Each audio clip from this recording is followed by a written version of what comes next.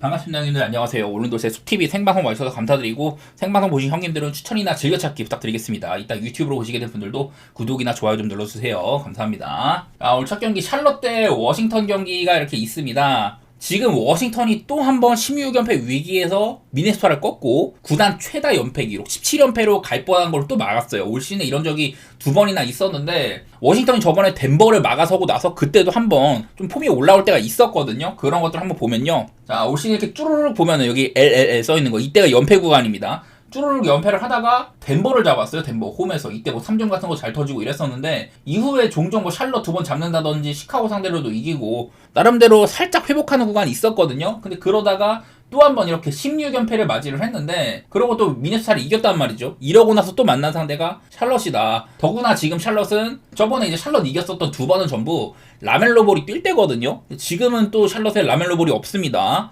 이런 상황이라서 워싱턴이 한번 이렇게 연패를 막아서고 나면 또 바운스백 하는 부분들이 있더라. 자, 그때 113대 110으로 워싱턴이 승리를 했던 적이 있었습니다. 이때는 아까 말한 대로 샬럿에서는 라멜로가 뛰었는데도 이날 일단 브랜드 밀러가 졸라 못했어요. 그리고 이제 또 워싱턴의 약점이라고 할 수 있는 인사이드, 오펜 리바드 많이 따인다. 그런 것들이 마크 윌리엄스도 딱히 오펜 같은 거 많이 건지지도 못하고 디아바테도 이때 엄청 적게 뛰었거든요. 이날은 또 워싱턴의 약점이 약간 가려졌던 경기다. 자, 지금 이제 라멜로도 없고 미치치까지 퀘셔널이 붙어 있어서 이러면은 샬럿이 거의 뭐 세 번째 포인트 가드를 써야 된다 뭐 이런 상황인데, 안 그래도 지금 라멜로가 없으니까 미치치가 뛸 때 굉장히 게임 조립이 잘 안 돼요. 그리고 올 시즌에는 미치치가 선발로 나왔을 때 라멜로가 없고, 그때 샬럿이 15경기 1승 14패거든요. 미치치가 있어도 공격 조립이 안 되는데, 그나마 저는 개인적으로 미치치가 요즘엔 좀 별로긴 하지만은 뛸 때는 나름대로 결이 있는 구간도 있었다고 생각을 해요. 당장 이제 지난 시즌에도 라멜로가 없었을 때 미치치랑 트레맨이 와가지고 꽤나 괜찮았던 구간들이 있었는데, 그게 없는 게 좀 아쉽습니다. 미치치가 뭐 없으면은 그래도 원래 트레맨이 제3포인트 가드 역할을 해준다든지, 오히려 트레맨이 미치치보다 위에 있는 부분도 있는데, 지금은 라멜로 트레맨이 없고 미치치까지 퀘셔너블이다. 이러면은 사실 샬럿의 게임 조립이 어떻게 될지 잘 모르겠어요. 그럼에도 불구하고 샬럿은 뭐 브리지스가 요즘에 좋은 활약 해준다든지 오코기가 잘해준다든지 그런 것도 있었지만, 지금 결상 상황이 꽤나 심각한 상황입니다. 여기다가 브랜드 밀러는 뭐 시즌 아웃이기도 하고, 어떻게 보면은 좀 워싱턴이 가능성이 있어 보이는 매치이기도 한데, 어쨌든 워싱턴은 전까지 바로 직전 경기도 미네소타가 앤트맨, 랜들, 디빈첸조 이런 애들 다 없을 때니까 사실 워싱턴이 좀 수혜를 본 거예요. 그리고 위기 속에서 3점이 잘 터졌던 것도 있고, 둘 다 그냥 보면은 샬럿은 공격 안 되고 수비는 나름대로 꽤나 합니다. 대신에 워싱턴은 공격 수비 모두 다 안 되는 팀이에요. 이러다 보니까 밑바닥 매치입니다. 동부 14등 15등 간의 대결이고 조심하고는 싶은데, 저는 개인적으로 그냥 언더 정도 생각하고 워싱턴의 프레임 보는데요. 이게 워싱턴이 프레임이 날려면 사실 언더는 보기 힘들어. 글쎄 워플이랑 언더 중에 뭐를 우선시할지는 모르겠지만, 내일 만약에 미치치가 못 나온다 그러면 저는 샬럿이 더 개판될 것 같거든요. 이것도 아침에 미치치의 상태를 좀 더 점검해볼 필요가 있을 것 같습니다. 자, 그 다음에 디트로이트 대 애틀랜타 경기. 요즘에 참 이것도 좀 파악하기 어렵습니다. 일단은 디트로이트 백투백인데요. 얘네는 백투백일 때 2승 6패더라고. 그리고 백투백일 때 사실 뭐 어려운 상대를 만난 거라든지, 백투백일 때 언더오버가 흔들리다든지 그런 것들이 많이 발견은 좀 안 돼요. 이것도 맞대거 상으로는 여태 애틀랜타가 디트한테 7연승을 달리다가 올 시즌에만 디트로이트가 애틀을 2번 잡았거든요. 사실 내일도 매치업상으로는 커닝햄을 막아서는 게 당연히 다이슨 다니엘스예요. 다이슨 다니엘스는 지금 뭐 디플렉션이나 뭐 스틸 이런 것들은 거의 뭐 최정상급입니다. 그런 수비수인데, 지난번에 이제 올 시즌 2번 맞대결을 했을 때마다 이 커닝햄의 턴오버가 엄청 많았어요. 10번, 7번 이렇게 두 경기 동안 턴오버를 17번을 했는데도 디트로이트가 승리를 했단 말이죠. 내일도 좀 커닝햄이 고전은 하겠지만은 그런 와중에도 좀 스탯은 뽑았다. 자, 이제 직전 경기는 디트로이트가 시카고랑 했는데 나름대로 3점이 좀 터졌어요. 디트로이트는 이제 또 벤치에서는 말릭 비즐리 같은 훌륭한 3점 슈터가 있는 편이고, 3점이 좀 잘 터지냐 마냐에 따라 좀 오락가락 부분도 있기는 합니다. 반면에 이제 애틀랜타는 지금 제일런 존슨이 없고 8연패 중이잖아요. 내일도 라인업 보면은 여기 지금 4번 자리에 도미닉 발로우가 있다고 하는데, 이 자리는 뭐 게이라든지 운동력 좋은 그런 4번 자리가 위치를 합니다. 이런 친구들은 3점이 아쉽다던가 영리하지는 못한 그런 느낌이 조금 있어요. 그러다 보니까 지금 애틀랜타도 사실 좋지가 못하다 뭐 그런 건데, 이거는 뭐 지난 맞대결을 한번 보려고 하거든요. 가장 최근 맞대결이 1월 23일날 있었으니까, 이날 근데 얘네들의 좀 색깔과는 다르게 되게 언더게임이었단 말이야.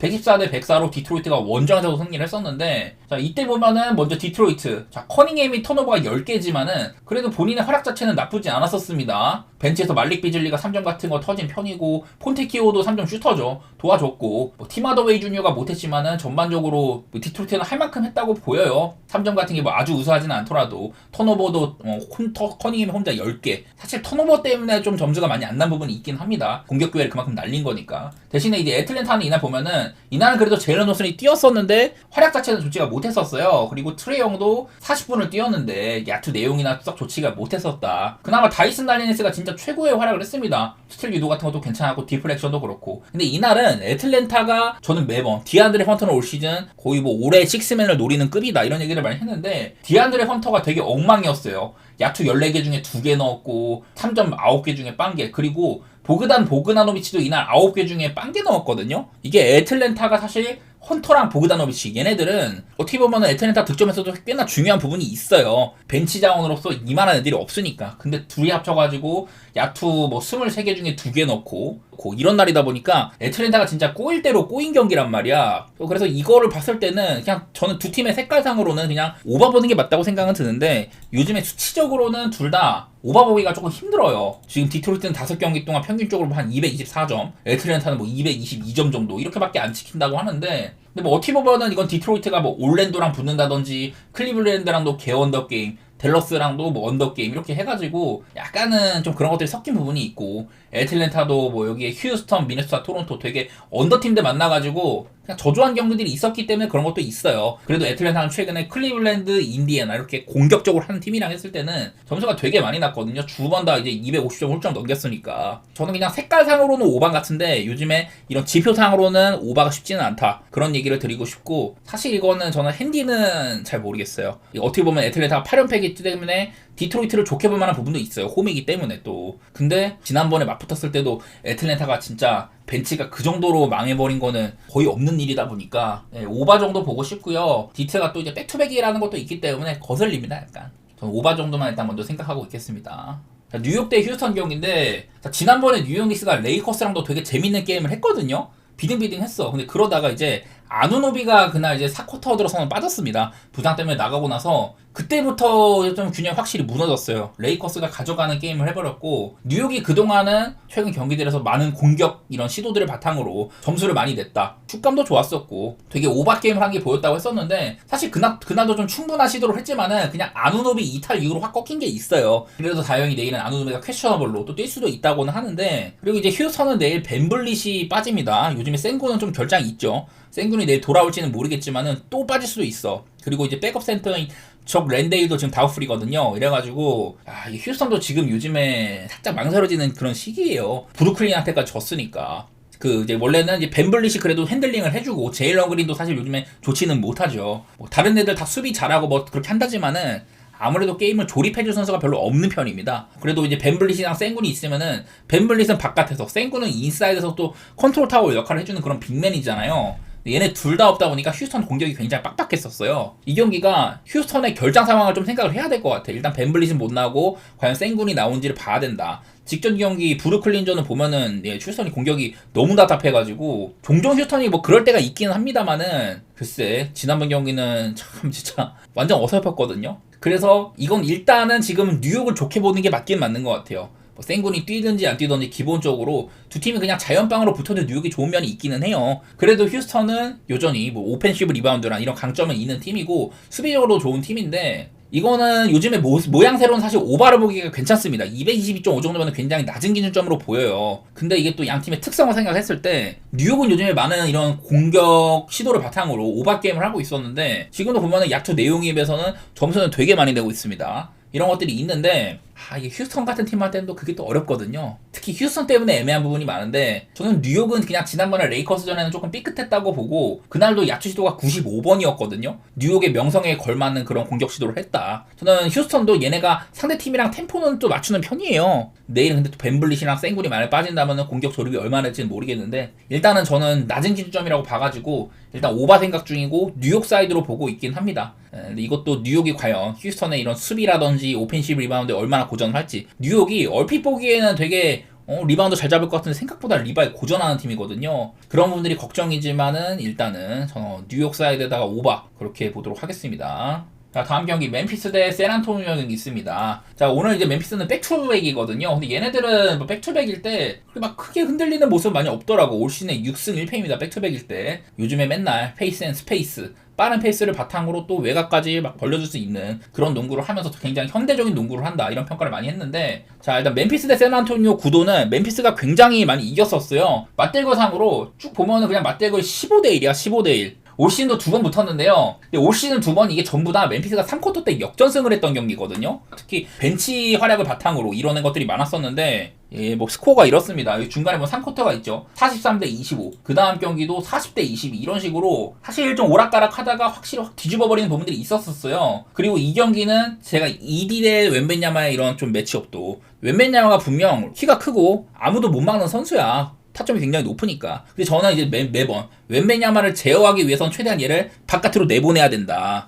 외곽으로 내보낼수록 웬벤야마 효율이 줄어든다, 이런 얘기를 많이 했었는데, 이디가 오히려 웬벤야마보다도 키가 더 크고요. 몸무게도 아마 웬벤야마보다 한 20kg 더 나갈 거예요. 그 정도로 피지컬이 좋은 선수고, 파울 트러블 때문에 고전한 적은 있지만은 이디가 생각보다 웬벤야마 상대를 좀 잘했었습니다. 그 두 경기 모두 웬벤야마 활약이 굉장히 저조했었어요. 19개 중에 5개 넣는다든지, 그 다음 경기도 19개 중에 뭐 8개 정도밖에 못 넣었었고, 이런 식으로 그 이제 좀 샌안토니오는 캐슬이나 바셀의 활약에 따라서 팀이 좀 요동치는 부분들이 있어. 얘네들은 저는 요즘 보면 특히 저점이나 고점이 확실하잖아요. 그래갖고 샌안토니오가 이때는 멤피스 상대할 때마다 꽤나 괜찮았는데, 그때마다 이제 3쿼터 때 다 역전을 당했었습니다. 일단 그런 부분들이 내일 또 상성 면에서는 멤피스가 괜찮을 것 같다, 그런 게 있어요. 그리고 저는 매번 내일도 모란트가 퀘셔너블인데, 저는 모란트가 있건 없건 간에 멤피스의 이런 오바 흐름이라든지 그리고 이런 마진 같은 것들이 거의 뭐 변화가 없다, 제가 이런 얘기를 거의 뭐 한 달 넘게 드리고 있습니다. 저 화면에 나오는 게 모란트거든요. 모란트의 월별 성적 변화인데, 11월 달에 모란트 평균 22.6에다가 뭐 야투율 같은 거 이렇게 쭈르륵 보이죠. 그리고 12월 달에는 득점은 조금 줄어들었어. 어시스트도 줄어들고 야투 효율도 별로였었습니다. 살짝 줄어들었는데 1월달 들어서는 더 떨어졌습니다. 1월달 들어서는 아예 득점이 평균적으로 20점을 못 넘었었고, 야투 효율 같은 것들도 더 안 좋아지고 있단 말이에요. 이런 식으로 모란트의 중요도는 가면 갈수록 줄어들고 있다. 저는 이런 것들 때문에 매번 멤피스는 모란트가 없어도 충분히 잘 돌아가고 있는 거 봤을 때 모란트가 크게 상관이 없다, 이런 얘기들을 계속 들어왔었거든요. 나는 그게 일단 많이 좀 들어오는 것 같아. 그리고 일단 멤피스는 극강의 오바팀인데, 샌안토니오도 제가 저번에 분석을 했을 때 1월달 들어서 리그에서 샌안토니오가 가장 많이 상대팀과 야투를 주고받은 팀이다, 이런 얘기도 많이 들었었잖아요. 상대팀한테 허용한 게 97.5회로 리그에서 독보적으로 많았었다. 그만큼 상대한테 기회를 많이 준다는 겁니다. 본인들이 시도한 것보다도. 그런 분석을 했을 때는 이거는 그냥 거슬리는 거는 내일 웬벤야마가 과연 퀘셔너블이라서, 이게 또 질병적인 이유예요. 뛸지 안 뛸지 모르겠다.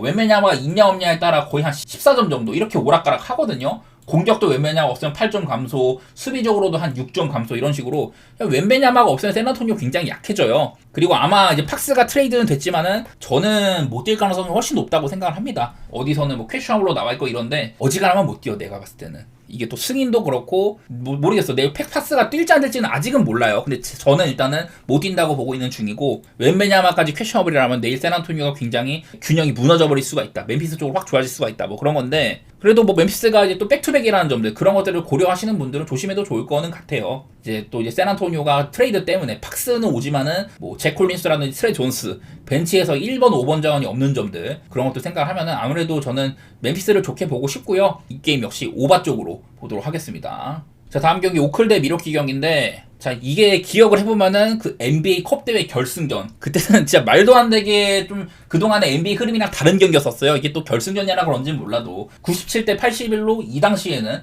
미러키가 생각보다 분전을 했지만은 오클라호마가 극강이었잖아요. 근데 거기서 한번 패배를 했었다. 오클라호마가 뭐 스가도 24개 중에 8개 별로 못 넣은 날이고, 다른 애들도 별로 못 도와줬었습니다. 3점 같은 게 오클답지 않게 32개 중에 5개 들어갔으니까 이런 날에는 오클도 힘듭니다. 야투율이 33.7%인데 쿤보는 본인의 명성대로 되게 잘해줬어요. 특히 트리플 더블을 해버렸습니다. 릴라드도 이날은 잘했었죠. 이 경기 이후로 릴라드나 쿤보가 부상도 심했었고 뭐 질병적인 이슈도 있었고 그래가지고 미러키가 많이 흔들렸는데, 어쨌든 이때 기점으로 미러키가 슬슬 올라오고 있었거든요. 그러다가 요즘에 미러키도 사실은 조금 내려왔습니다. 아마 5경기 동안 1승 4패인가 그렇거든요. 그 전에 막 연승 달리던 거에 비해서는 좋지 않은 시점으로 봐야 돼요. 그리고 미러키의 백투백도 조금 볼 필요가 있는데, 자, 올 시즌 미러키의 백투백 일단 4승 4패입니다. 반반치기는 했어. 근데 보스턴한테 졌습니다. 108점밖에 못 냈어요. 뉴욕한테 94점 내고 또 졌습니다. 디트로이트만 나고 120대 120. 이거는 이기긴 했는데 이거 연장 간 경기예요. 연장 간 경기. 샬럿 정도면 쉬운 상대인데 이때도 125대 119로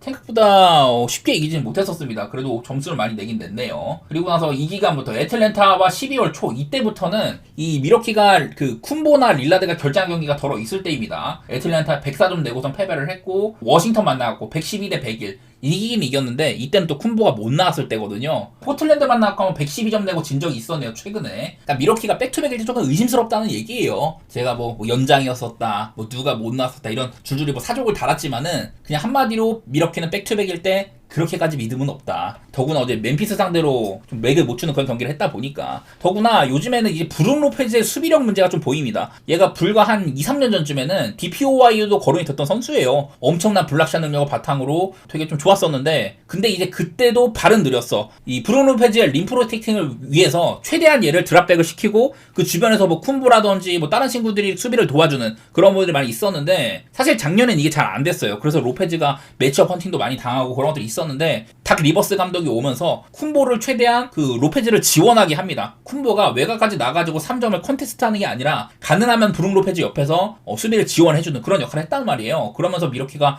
성적도 좋아지고 그런 것들이 있었는데 요즘 들어서는 그런 작업들이 잘 안 되는 것 같습니다. 그냥 로페즈가 매번 느린 발 때문에 헌팅을 많이 당해요. 더구나 오클라호마는 얘네들이 뭐 인사이드에서도 뭐 하지만은 스가같이 미드레인지 장인도 있고 너무 이렇게 좀 스피드가 빠르거나 그런 선수들이 많다 보니까 이게 좀 매치업상으로 브룩 로페즈가 좀 고전할 것 같거든요. 그런 면이 있고 또 릴라드도 요즘에 살짝 안 좋기도 하고 이런 것들이 겹치다 보니 지금 오클도 사실 좋진 않아. 여기도 최근 5경기 동안 3승 2패 좋지도 못하고 막 골스한테 진다든지 댈러스한테 진다든지 이러다 보니 오클도 지금 좋은 시점은 아니지만은 저는 상성면에서는 미러키보다는 오클에 좋은 부분이 있고 더구나 요즘 미러키가 좋은 구간도 아니다. 백투백이기까지 하다. 이런 것들을 보면은 오클이 3점이 너무 마음에 안 들기는 한데 직전 경기도 막 제이더비 없으니까 에런 위긴스 같은 애가 40점을 내주고 충분히 많이 또 스가를 도와줬잖아요. 그런 것들을 봤을 때는 그냥 오클 쪽으로 좀 보고 싶어. 그리고 233.5는 일단은 미러키가 요즘에 꽤나 득점이 많이 납니다. 질 때도 오늘도 막 119점 내고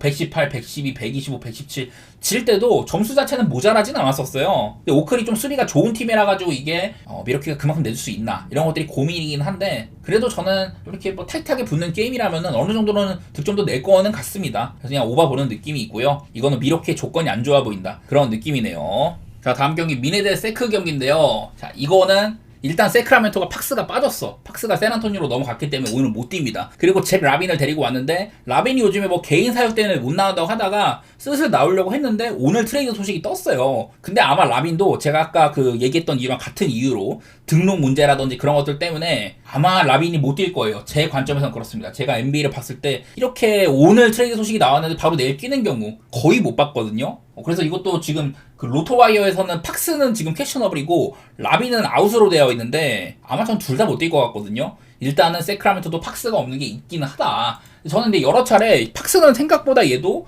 영향력이 그렇게 막 크진 않다고 했었습니다. 여기에 나온 것도 팍스가 뛰는 것보다 안 뛰는 게 오히려 내 레이팅이 좋게 찍혀요. 저는 매번 지금 팍스는 이 왼손이었나? 슈팅 그 왼손에 이제 그 손가락 쪽에 골절 문제, 그 인대가 막 늘어나가지고 그런 문제를 겪고 있다. 좀 안 좋은 이런 야투 내용도 보여주고 있다고 했었는데 사실 요즘에 팍스는 그 전에 한 3경기 정도 결장을 하다가 그 이후에 초반에 못 하다가요. 요즘에는 그래도 반반치긴 해주고 있거든요. 최근 3경기 동안. 그래서 나름대로 좀 해줬었는데 어쨌든 기록상으로는 야투가 40%도 안 되고 3점도 32.3%고 이래가지고 세크라멘토에 별 도움이 안 됐었어요. 그래서 세크라멘토가 한창 감독을 이제 경질한 다음에 잘 나가다가 최근 5경기는 1승 4패로 또 안 좋았었는데 여기에도 뭐 팍스의 이런 좀 안 좋은 야투들도 문제가 있을 수 있다고 했었습니다. 그래서 사실 팍스가 없는 게 세크한테는 그렇게 큰 문제는 안 될 것 같다. 저는 오히려 키온 앨리스가 뛰는 게 이게 좀 더 밸런스 상으로는 좋아지는 부분도 있다. 그런 얘기를 들었었는데 근데 이게 문제는 내일 미네소타도 또 앤트맨이 지금 퀘셔너블이거든요. 지난번 경기 때 제가 이제 아무런 소식이 없다가 아침에 갑자기 퀘셔너블이 뜨는 경우 이거는 결장 가능성이 높다고 했었는데 그런 질병적인 이슈가 있는 경우 특히 이게 독감이라면 여러분도 독감 한창 유행할 때 걸려보셔서 아시는 분들은요 진짜 많이 고생합니다. 저는 코로나보다도 더 힘들었었는데 독감이 한 번 고생하면 못해도 그냥 일주일은 가잖아요. 나는 앤트맨이 내일도 나올 가능성이 그렇게 높아 보이지가 않아. 지금 더구나 랜들도 빠져있고 디빈첸조도 없잖아요. 자, 여기 보시면은 일단은 저는 앤트맨, 디빈첸조, 랜들 이렇게 3명을 가지고 왔는데 얘네 셋 다 안 뛰면은 일단 마이너스예요. 마이너스 2.57이고 득점이 101.88, 실점이 104.44 이런 식으로 되게 언더 게임을 할 수 있다는 겁니다. 지난번 경기 때 워싱턴에 제가 이래가지고 언더를 봤거든요. 앤트맨은 뛰고 랜들이나 디빈첸조가 없을 때 보면은 자, 아까 보았던 거랑 다르게 플러스 11.97이에요. 거의 한 14점 정도 플러스가 되는 부분이 있습니다. 그리고 특히나 공격 기대치가 124.69로 그 앤트맨이 없고 이럴 때보다도 23점이 높아요. 물론 이거는 출전 시간 자체가 별로 높지가 않기 때문에 확확 달라질 수 있는 부분이긴 하지만 어쨌든 굉장히 유의미한 차이가 보인다는 거거든요. 그리고 실점 면에서도 앤트맨이 뛸 때가 한 8점가량 실점도 늘어든다. 종합적으로 보면은 앤트맨이 뛰고 랜들 디빈첸조가 없을 때 이때는 거의 뭐 한 237점 정도 이렇게 점수가 난다는 건데 다 빠지면은 한 206점 정도 이런 식으로 30점가량 언더오버 차이가 나버리거든요. 개인적으로 저는 내일 앤트맨이 뛰지 않을 가능성이 더 있다고 보기 때문에 뭐 랜들 자리를 리드가 믿고든 간에 저는 이건 그냥 언더가 지금은 좀 가까워 보이기는 한 것 같아요. 세크라멘토도 팍스가 없고 또 이제 데리고 온 라빈까지 없다. 확실히 공격만 해서는 손해를 볼 수밖에 없는 구조긴 해요. 저는 그냥 일단 언더만 생각 중이고 이거는 어디까지나 내일 살펴야 돼요. 앤트맨이 뛸지 안 뛸지 그게 중요할 것 같습니다.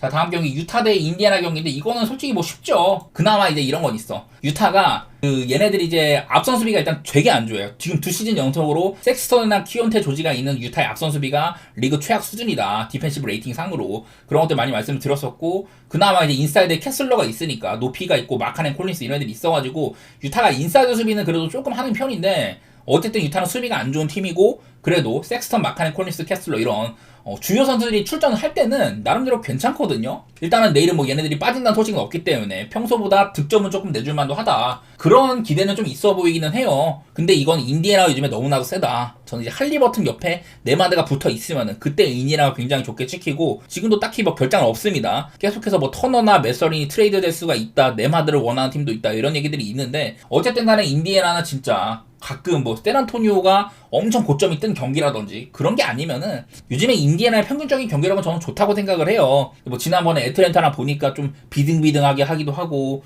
뭐 그런 게 있기는 했는데 아무래도 유타가 좀 저는 쉬운 상대라고 생각은 합니다. 얘네가 이제 한창 막 홈발을 많이 봤던 지난 몇 년 동안은 다르게 유타도 올 시즌에는 홈 성적이 오히려 원정보다도 안 좋거든요. 그래서 그런 이점도 별로 없다고 보고 또 이제 유타에서는 이제 패티 밀스나 유벤스 같이 백업을 보던 친구들이 뭐 빠진 것도 있고 베리고넬도 거의 못 뛰는 친구들이고요 지금은요. 그래서 저는 인디애나가 조금 더 뎁스면도 그렇고 괜찮다고 생각을 합니다. 이거는 뭐 인디 사이드에다가 저는 오바 보고 있는데 뭐 인디애나도 사실은 약간은 원정이 아쉽다든지 그리고 이게 오바를 보기에도 사실 인디애나가 막 그 작년처럼 공격이 엄청 막 점수가 많이 나는 그런 느낌은 아니긴 해요. 저는 여전히 템포는 빠르다고 보긴 하는데 글쎄 오바는 좀 기준점이 높기도 하고 저는 개인적으로 오바보다는 그냥 인디 사이드를 보는 게 맞는 시각 같기는 합니다.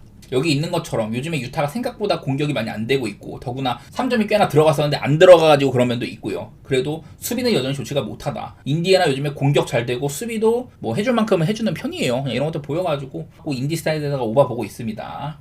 다음 이제 덴버 대 이제 뉴올리언스 경기. 요즘에 덴버가 서부르기 빠진 것도 그렇고 꽤나 고전을 하고 있기는 해요. 사실 덴버가 좋은 구간에서 이제 살짝 넘어간 느낌이긴 해. 직전 경기도 샬럿 상대로 승리를 했는데 뭐 그 경기는 뭐 백투백이기도 하고 사실 질만한 경기였거든요. 중간에 요키치도 막 턴오버 같은 거 엄청 많이 해주고 막 그랬었는데 그래도 막판에 특히 요키치가 클러치를 접수를 해버렸습니다. 그래갖고 승리를 했는데 어떻게 보면 샬럿이 되게 못했었어요 클러치 때. 덴버가 요즘에 좀 오락가락하는 와중에 있기는 해요. 그거는 신경 쓰셔야 될 것 같고 지금 뉴올리언스도 보면은 결장자가 잉그램, 허브 존스, 디존테 머레이 원래 주전 자원들 중에 지금 3명이 빠진 셈입니다. 이 정도면은 결장이 일단 확실히 심한 상태인데 뭐 알바라도도 메꿔치고 스머산도 직전 경기 보스턴한테 40점 받고 자이언도 뛸 수 있고 이래가지고 뉴올리언스도 구색 자체는 괜찮거든요. 어디까지나 이거는 그런 좀 뎁스 차이도 있는 편에 있다. 뉴올리언스가 이러면은 벤치가 너무 약해지기는 해. 저는 일단 보이는 거는 원래 덴버는 서부르기 선발로 뛸 때는 되게 템포가 빠르고 공격적인 농구를 하던 편이었었어요. 직전 경기가 이제 서부르기 부상당하고 오늘 경기가 두 번째 경기라서 또 이제 샬럿이라는 엄청 언더템포 게임을 하는 팀이랑 붙었다 보니까 덴버의 페이스를 확실히 좀 예단할 수가 없는 경기이긴 해요. 그래도 뉴올리언스는 저는 매번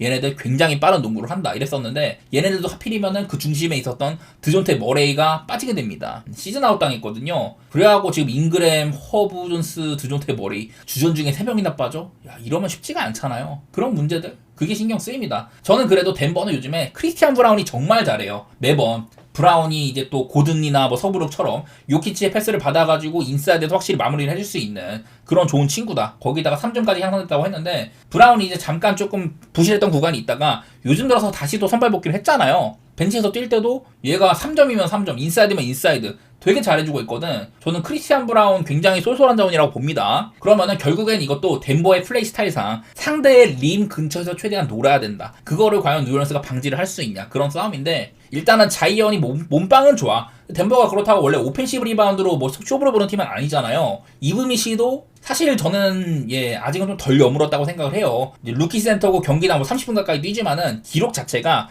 리바도 평균 10개가 안 되고 뭐 스틸이나 블락 같은 것도 대단하지가 않아요. 종종 좋은 활약을 해줄 때가 있지만은 저는 이거는 덴버가 본인들의 스타일을 잃을 만큼 뉴올리언스한테 고장나진 않을 거라고 보고 두 팀 다 이렇게 요즘에는 공격보다도 오히려 수비적으로 결함이 많이 보인다. 최근 5경기 동안 실점을 가장 많이 한 꼴찌에서 두 번째가 얘네 둘이거든요. 그런 것들이 있다 보니 저는 그냥 오바 좀 보고 싶어요. 난 이거는 11.5 정도로 덴버가 이길지는 모르겠어. 그만큼 저는 뉴올리언스도 한창 안 좋을 때보다 올라왔다고 생각은 하는데 기본적으로 뭐 덴버가 홈에다가 뉴올리언스가 원정이면은 거기서 좀 불균형도 있기는 하고 덴버를 좋게 볼 만은 한데 덴버도 요즘에 사실 좀 오락가락한다. 그게 신경 쓰여가지고 저는 11.5까지는 못 보겠고요. 그냥 오바 정도. 그 정도만 생각을 해보고 싶습니다. 다만 오바 역시 이 덴버는 서브루기, 뉴올리언스는 드존테 머레이가 빠져가지고 이게 뭔가 지금 현재 분석으로 어떻게 해볼 수 있는 상태가 아니에요. 지표가 너무 적어가지고 그런 점이 걱정은 되긴 하는 경기인 것 같습니다.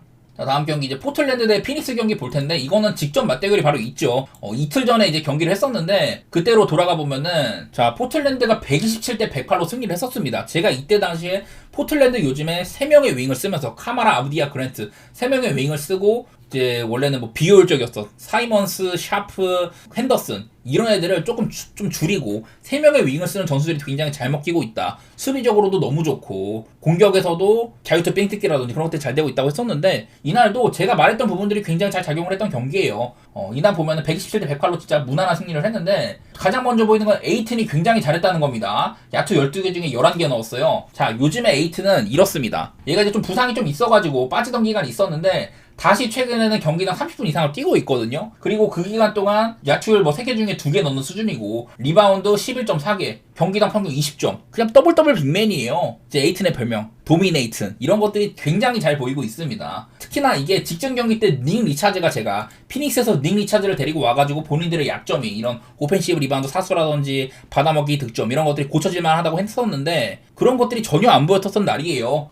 리차즈 이날 파울 트러블 때문에 경기도 얼마 못 뛰고 야투 4개 중에 빵개, 리바운드만 10개 잡고 되게 못했던 날이에요. 그리고 백업 센터인 뭐 메이슨 플럼리도 그냥 똑같았었고 이러다 보니 그냥 포틀랜드의 에너지에 피닉스가 잠식을 당했습니다. 부커가 뭐 37점 넣고 터진 경기야. 그랬는데도 못 이겼거든요. 이렇게 포틀랜드랑 둘이 서로 이날 포틀랜드에서 샤프나 핸더슨이 또 많은 득점 해주기도 하고 그랜트가 또 자유투 9개 삥 뜯었죠. 이런 식으로 포틀랜드는 제가 분석한 대로 잘 흘러갔었어요. 과연 이건 피닉스가 직전 경기를 보고 나서 얼마나 좀 고쳐올지는 모르겠지만은 현재로서는 이거는 피닉스가 당연하게 좀 어렵다고 생각이 되기는 돼요. 나는 그런 부분들 때문에 이 경기도 또 한 번 포트를 보고 있거든. 오히려 포틀랜드가 그때보다도 핸디값은 더 올랐고 물론 피닉스가 뭐 듀란트나 부커가 있으니까 당연히 이런 재능 면에서 탤런트 면에서는 앞서기는 하는데 저는 요즘에 포틀랜드의 상승세 그것들이 이어질 만한 상태다 그렇게 보고 있습니다. 저는 또 한 번 포틀 프렌을 볼 거고 지난번에는 점수가 235점이 나가지고 제 생각보다 많이 났는데 글쎄 그날도 사실 포틀랜드가 3점은 안 터졌어요. 30%도 안 됐단 말이야. 근데 충분히 많은 공격 기회를 바탕으로 자유투 삥 뜯어내고 이런 것들이 보였어가지고 또 한 번 포틀랜드는 점수를 내줄 것 같은데 230.5 애매하네요. 이거는 좀 언더를 일단 좀 보도록 하겠습니다. 개인적으로는 언더번 별로 근거는 많이 없어요. 맞대결상으로 이런 매치업상으로 봤었을 때는 포틀랜드가 피닉스의 장점들을 잠식해버리는 그런 경기였어갖고 자 마지막으로 골스 대 올랜도 경기 있는데 이거는 사실 분석이 좀 어려운 경기예요. 그냥 보이는 건 요즘에 올랜도가 너무 못한다. 지금 보면은 뭐 석스도 퀘스천어블이긴 하지만은 바그너나 벤케로가 돌아오고 비타제까지 설 수 있는데 그냥 올랜도가 너무 경기력이 안 나와. 그게 보이더라고. 저도 잘 모르겠어요. 올랜도가 작년 생각하면 물론 요즘에 또 원정 경기를 많이 하고 있지만은 야 올랜도가 이렇게까지 못할 팀인가 막 그렇게 싶어. 최근에 또 이제 9경기 동안 1승 8패로 너무 못하고 있는데 그때마다 문제가 되는 거는 공격입니다. 여기도 올랜도가 최근에 득점이 102.3, 42.9 이렇게 찍혀는 있는데 이거는 마이애미랑 막 2차전장 가가지고 세탁된 것도 있고 디트로이트랑 해가지고 한번 이겼던 경기 그런 것들이 섞여 있어가지고 좋게 보이는 거지. 포틀랜드한테 90점, 유타한테 99점 이런 식으로 좀 잡아먹을 만한 상대도 못 이겼단 말이에요. 그러다 보니까 저는 올랜도를 지금 좀 낮게 보고 있습니다. 얘네들의 장점이던 수비도 그냥 상대를 최대한 못 던지게 하는 거 그거 말고는 별로 보이는 게 없어요. 한마디로 지금 올랜도는 장점이 없는 팀처럼 보인다. 근데 그러면서도 얘네들 반대를 까기에는 또 바그너나 벤케로 같은 또 이제 코어급 자원들이 또 건재하기 때문에 그래가지고 올랜도가 반대 까기는 어려운데 좋은 선택지는 아닙니다. 왜냐면 골스 역시 얘네들도 되게 오락가락한 팀이잖아요. 뭐 피닉스한테 얼마 전에 또 대패당한다든지 레이커스한테 그냥 무너지고 그러면서도 막 오크를 잡아내는 이런 3점감이 좋을 때는 괜찮은데 그러지 않을 경우에는 골스의 경기력이 마음에 안 들어요. 저는요. 그래가지고 이거는 골스를 믿고 가기도 애매하고 올랜도를 무시하기에도 뭔가 애매하고 그런 경기인데 저는 일단은 골스 쪽으로 좋게 보고는 있습니다. 당연히 뭐 2.5 정도면은 지금의 올랜도의 상태에는 얘네가 원정이기도 하고 그냥 골스 보는 게 무난해. 내일 또 이제 그린이 돌아오니까 나름대로 갖출 수 있는 멤버는 다 갖춘 편이다. 뭐 그런 거는 있는데 글쎄요. 쉽지는 않네요 이것도. 그냥 올랜도는 요즘 보니까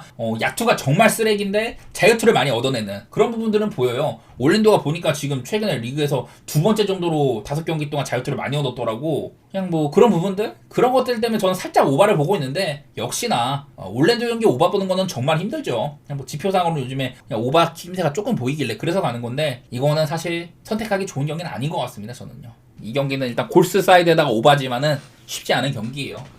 자, 오늘 축구는 딱 한 경기 칼리아리 대 라치오 경기 준비했는데요. 요즘에 라치오 경기 조금 저조합니다. 얘네들이 한창 잘 나갈 때는 공격진도 잘해줬지만은 이제 사이드백 왼쪽에 타바레스가 영입이 돼가지고 제가 이제 라치오는 이제 왼쪽 공격이 항상 부진하다고 얘기를 많이 했었어요.